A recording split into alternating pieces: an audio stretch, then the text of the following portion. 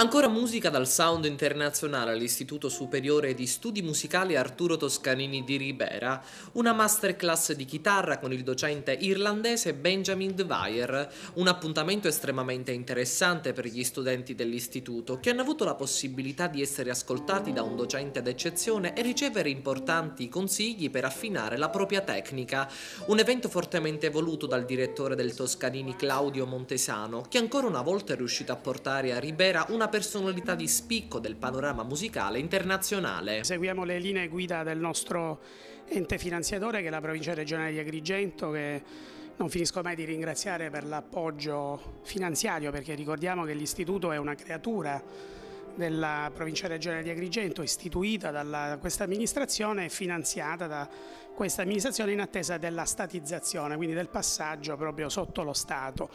Bene, le linee guida della nostra amministrazione sono quelle di internazionalizzare i nostri percorsi formativi, per cui sostanzialmente abbiamo strutturato nel corso dell'anno accademico una serie di masterclass internazionali.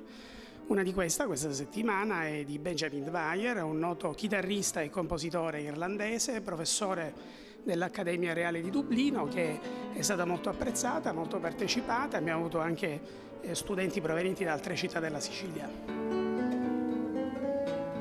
Come detto, al centro della masterclass la chitarra, uno degli strumenti principali nel mondo della musica. Benjamin Dwyer, il docente internazionale proveniente dall'irlandese Accademia Reale di Musica di Dublino, è rimasto folgorato dal talento e dalla passione che i giovani dell'istituto hanno mostrato durante la masterclass. Well, it's been a fabulous week for me. Per me è stata un'esperienza fantastica, favolosa, anche perché ho scoperto quasi di avere una famiglia spendendo tutta la giornata assieme ai ragazzi. Spero che abbiano ricevuto da me lo stesso di quello che ho ricevuto io da loro.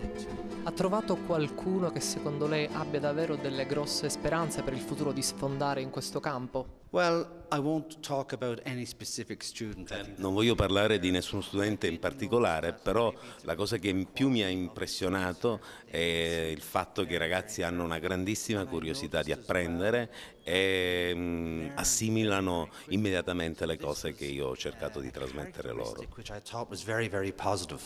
E secondo lei la realtà dell'Istituto Toscanini di Ribera le è piaciuto? Come si è trovata in questo ambiente? Well, it's a very open institute. I mean, this is Chiaramente Ribera è un piccolo centro, però la presenza di questo istituto non può che fare onore a tutto il territorio e lo straordinario lavoro compiuto dal direttore Montesano di invitare musicisti stranieri di alta professionalità non fa altro che arricchire chiaramente l'offerta formativa dei ragazzi. Quindi tornerà in futuro qui in Sicilia? E verrò con piacere quando sarò nuovamente invitato e spero di poterlo fare il prossimo anno. Does that make sense? And I hope to be back sometime soon, maybe next year.